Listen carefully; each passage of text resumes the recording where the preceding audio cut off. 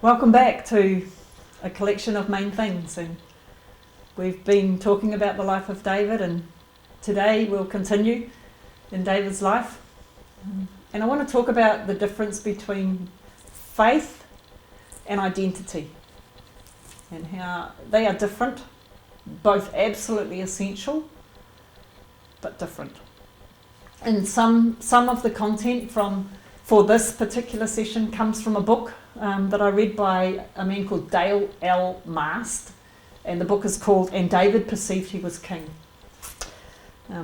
So the book focuses on one verse from 2 Samuel chapter 5 verse 12, and it says this: "And David perceived that the Lord had established him king over Israel, and that he had exalted his kingdom for his people Israel's sake."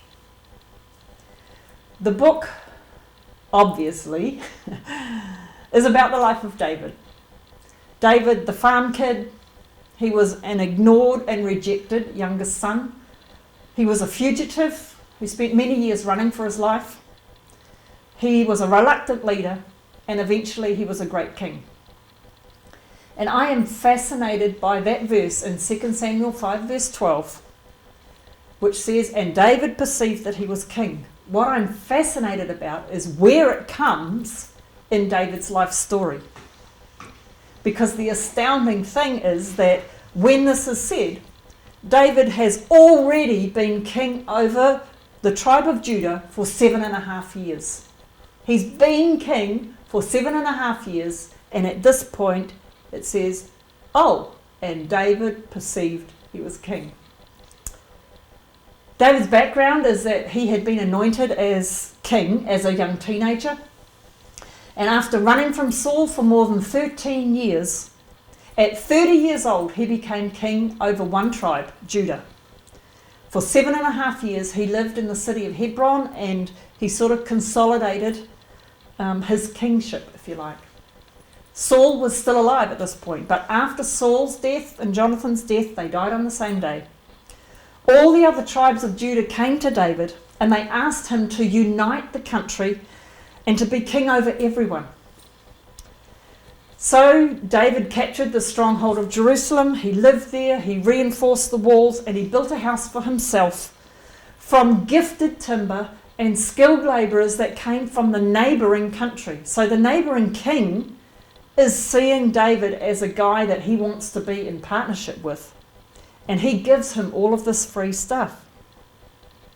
David is becoming greater and greater in his influence because God was with him. But it is after all this that David perceived he was king. Even with all of that had happened. He'd been anointed king more than 20 years before. And the people were loyal and devoted to him, and they were following him. And he'd been physically reigning for a long time. You know, the crown was resting on his head, and the people were calling him King David, but he didn't fully comprehend in his heart that the Lord had established him as king over Israel. And David had many years to get the idea of being king firmly embedded in him. But it seems that it didn't really drop into him until he was 37 years old. And I wonder why. Why was that? And I think it's about identity. David was a man of great faith, but it was identity that was the issue here. He knew God, he talked with God, he followed God's instructions for battle strategies. He was incredibly successful. But what was his view of his own identity during this time? Faith in God's guidance and God's power brought David victory on the battlefield. But the role of king, however, was going to take more than that. Identity would be needed for David to fully step into his role as king. And if you don't fully embrace your present identity, you will block or delay or hinder what God has called you to do. This has been a big challenge to me. And I want to suggest to you the reason that David was king over only one tribe for 7.5 years, and there's a lot of maybes in here.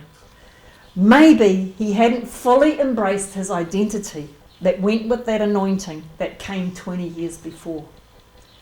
Maybe he needed some time to rest and restore his soul after he'd been living for about 13 years on heightened alert and on adrenaline and on running for his life from King Saul. Maybe he wasn't ready to be king over the whole of Israel. Maybe he had to learn how to leave behind him the hurt that came from rejection, from his family, and from his many years of feeling unsafe and hunted by King Saul. Maybe he had to leave all that behind him, and maybe that took time. When he did fully embrace his identity as God's anointed king, maybe that's when those other tribes saw a shift in David and they came and asked him to unite the nation and be king over all. And there's a lot of maybes in there, just maybe. I'm saying it's a suggestion. Because it was easier for David to defeat Goliath than it was for him to take the throne of Israel. Because defeating Goliath required faith. But taking the throne of Israel and being fully king required identity. Those of us, and I include myself in this, those of us who have a performance-based, task-structured personality often have a strong faith. Because faith is linked to activity, often. Okay? But often those reflective practices of carving out time and space to solidify identity, they're not so strong in those performance-based people. But both faith and identity are important, but what is even more important is the order that they come in.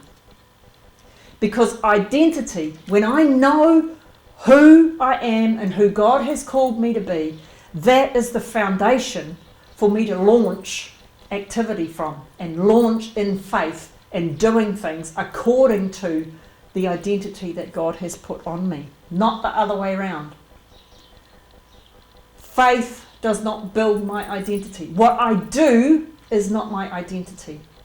My identity is in God. What I do comes from that, comes second. Because faith believes what God can do, but identity believes in what God can do through me. And those are very different. Most Christians have no trouble believing what God can do. But they do have trouble believing that He can and will and wants to do that through me, through them. God can heal. No trouble. No trouble believing that. I have faith that God can heal. God can heal people through me. Now that's a whole different thing, isn't it? We're not so confident about that, right? But if God has anointed you with a gift of healing, and He has told you, you are my healing hands, and then your identity is formed by who God has said you are, then your confidence in God healing people through you soars, because it's about identity. David needed to see himself the same way that God saw him. His identity needed to be based on answering those two questions we talked about a long time ago. Who are you, Lord God? And who am I? David needed to know who God was, and he needed to know who God saw him to be. And this is illustrated in David's life. Not only do we see it in his life, we see it in the Israelite nation, in their wilderness experience, their wanderings around. They were about changing their identity from slaves to children of God. It wasn't possible for them to shift their identity without coming into a deeper encounter of God as their Father, as they were children of God, so that they could begin to relate to God as their Father, not as their boss or their taskmaster. Even though the Israelite people saw with their own eyes the miracles that God had performed that brought them out of Egypt, they didn't link those miracles to the value and the identity that God had placed on them. They didn't make that shift. They continued to choose a slave relationship because it was what they knew. They chose that over a son and a daughter relationship, which was new. Okay, there's new and new in there. They traded what was new for what they knew, because what they knew was old and easy and comfortable. But God was wanting them to change that into a new identity. But they didn't embrace it, because the Israelites saw God as their big boss, just like Pharaoh. They related to him like a Pharaoh, and they continued to be who they were with Pharaoh, slaves. And there was an appointed slave master's job, and that person's job was to go to Pharaoh and come back and tell the Israelites what they needed to do, what their job was. And the Israelite people, they wanted Moses to play that same role. They wanted Moses to be their go-between, between God, who they saw as Pharaoh, like Pharaoh, their boss, their taskmaster, their slave master. They wanted Moses to be that person. You go to God. Moses, this is in Exodus chapter 20, verse 19. They said to Moses, you go to God and then just come and tell us what God says we need to do, and we'll do it. A change of identity was required for the children of Israel to enter into their own land, to be able to live healthy, fulfilled lives there. They couldn't live those lives as with their slave identity. They needed a new identity as children of God. And unfortunately, all except 2 of those million people, that didn't happen. And the sad thing is, they died in freedom with a slave identity. So let's get back to David. David entered that battle with Goliath as a shepherd boy, but he left it as a warrior. David was never seen as a shepherd boy again by anyone in Israel. He was not only seen as a warrior, but he was also seen as a leader of the armies of Israel. You see, David's identity had shifted in the eyes of everybody else, but he needed to get to the place where he saw himself as God's man. He saw himself as the leader of Israel that God had placed there.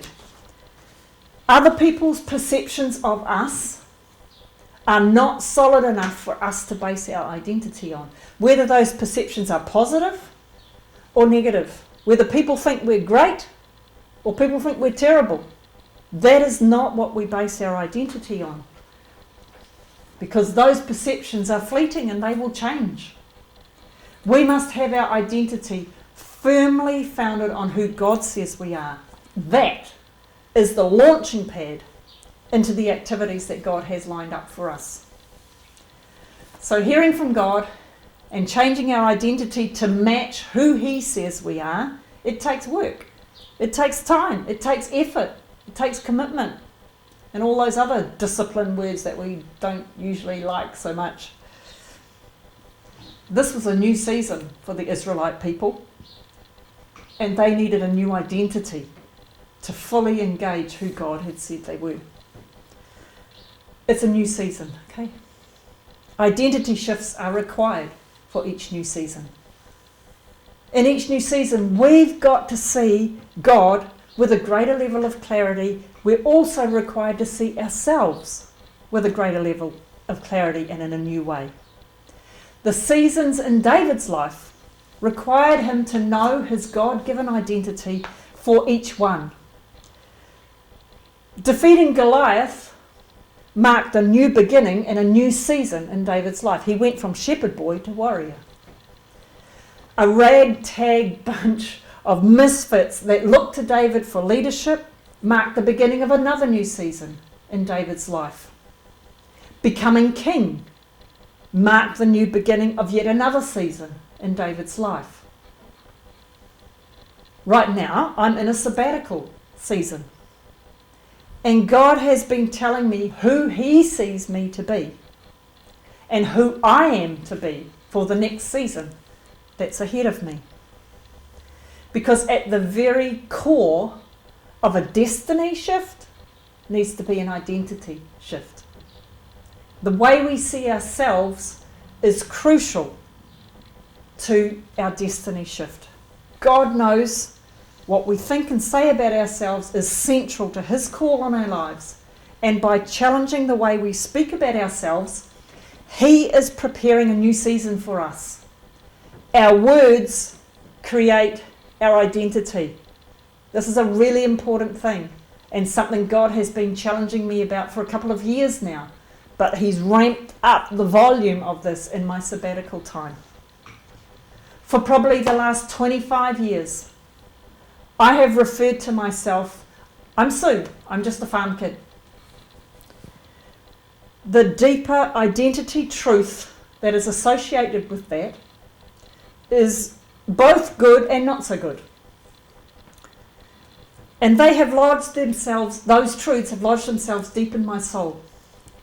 That statement tells me and anybody who's listening to me, I'm just an ordinary person that God is using. Just like David, just like Moses, just like Joshua, they were just farm kids. But God delights in using ordinary people. So that's a good thing. However, it's also an attempt, I have realised, it's an attempt to lower people's expectations of me.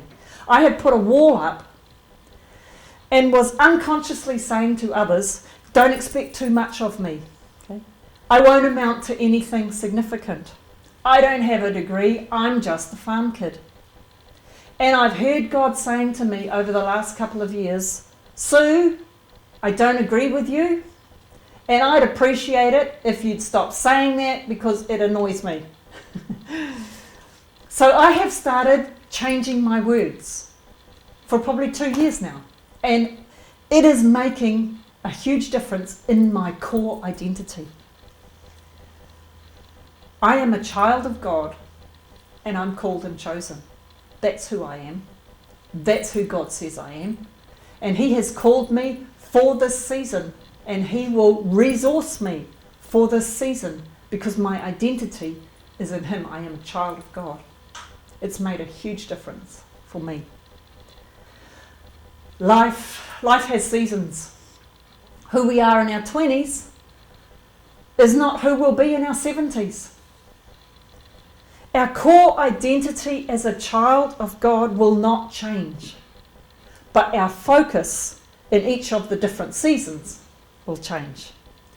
There's an old song that says, Rock of Ages. God is the Rock of Ages, and He needs to be the rock in each of my ages.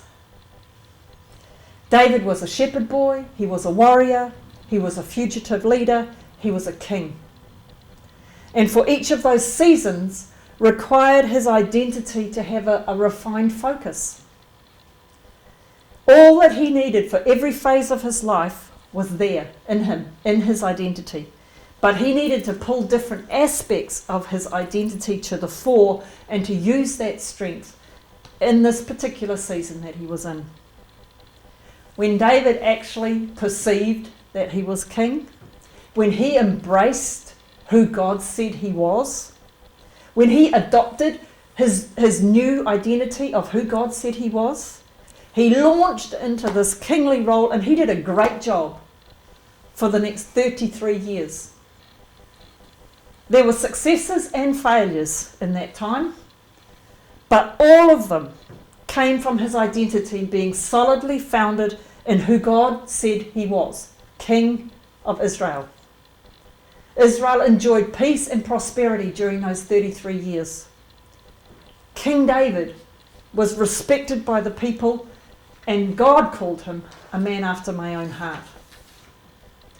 Identity, it's huge. And we need to really do some work on this, because identity is the foundation that we launch from in faith and the activities and the things God has for us to do when they come from an identity that is solidly in God and who He says we are. It changes everything. God's calling on your life is an invitation for you to begin to walk in it. Embracing your identity ensures your destiny. Where you go from there, when you've embraced who God says you are, will be levels above where it will be if you just live from who you think you are. So that's what God is speaking to me. What's He saying to you?